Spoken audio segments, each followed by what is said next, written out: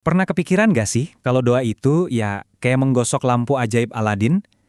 Kita minta sesuatu, jinnya keluar terus jreng, keinginan kita langsung terkabul? Konsep ini kedengarannya asik banget ya. Tapi, apa bener cara kerja doa itu kayak gitu? Yuk kita bedah bareng-bareng, apa sih hakikat doa yang sesungguhnya? Nah, ini dia nih bedanya yang paling mendasar. Kalau sama lampu Aladin, kita itu ngasih perintah.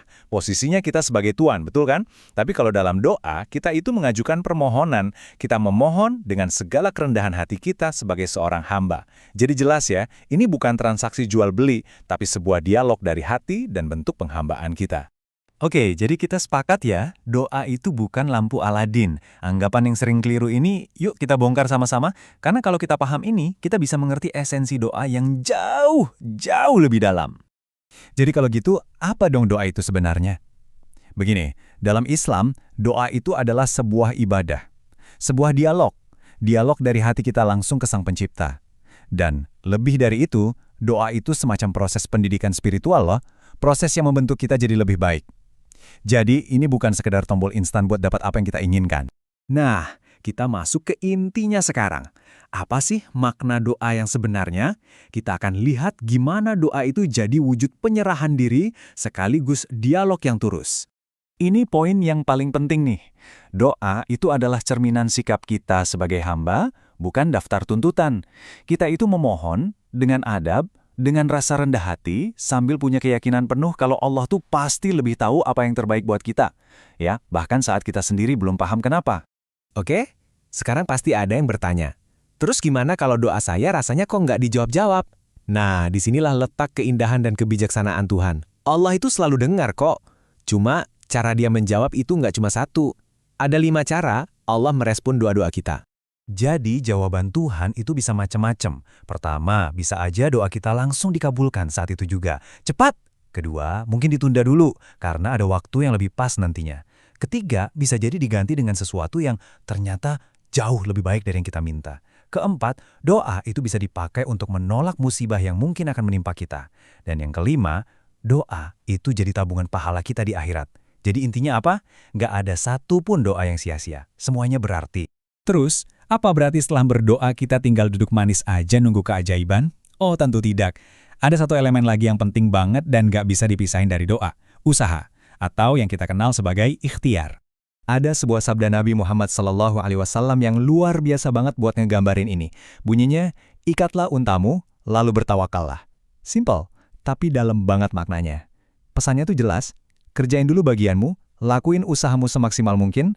Nah, baru setelah itu, serahkan hasilnya kepada Allah dengan tawakal, dengan keyakinan penuh. Jadi ini kayak sebuah kemitraan ilahi ya.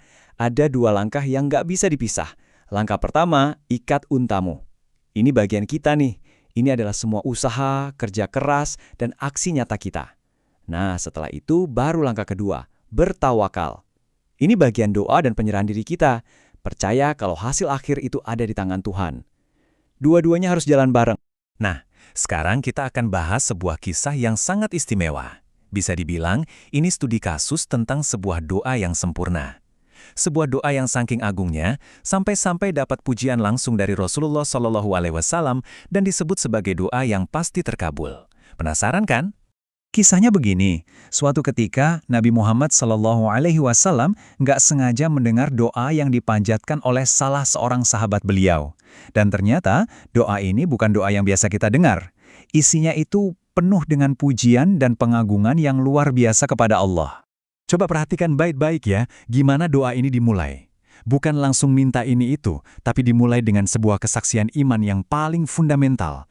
Sebuah ikrar, ya Allah, aku bersaksi bahwa Engkaulah satu-satunya Tuhan yang aku sembah, dan kepadamu aku gantungkan hidupku. Dan pujiannya nggak berhenti di situ. Beliau melanjutkan dengan menegaskan keesaan Allah yang absolut.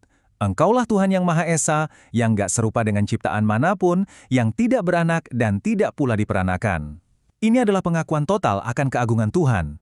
Nah, ini bagian yang paling bikin merinding. Setelah semua pujian dan pengagungan tadi, coba tebak apa yang beliau minta.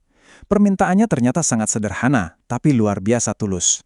Bukan minta kaya, bukan minta jabatan, tapi aku tidak meminta apapun dengan pengakuan ini, kecuali agar engkau mengampuni dosa-dosaku.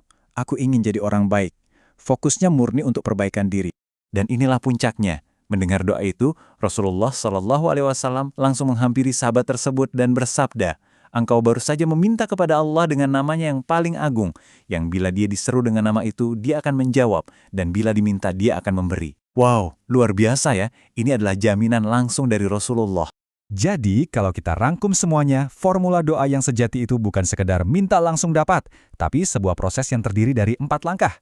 Pertama, kita memohon dengan adab yang benar. Kedua, kita berusaha atau berikhtiar sekuat tenaga. Ketiga, kita bersabar dalam proses penantiannya. Dan yang terakhir, kita bertawakal, menyerahkan semuanya dengan penuh kepercayaan kepada Allah. Nah, sebagai penutup, saya mau ajak kita semua merenung.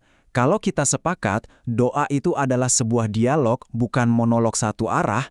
Pertanyaannya adalah, gimana caranya kita bisa belajar untuk mendengarkan jawaban-jawaban Tuhan yang mungkin datang bukan dalam bentuk iya yang instan, tapi dalam bentuk penundaan, penggantian dengan yang lebih baik, atau bahkan perlindungan dari bahaya yang gak kita lihat. Coba kita pikirkan ya.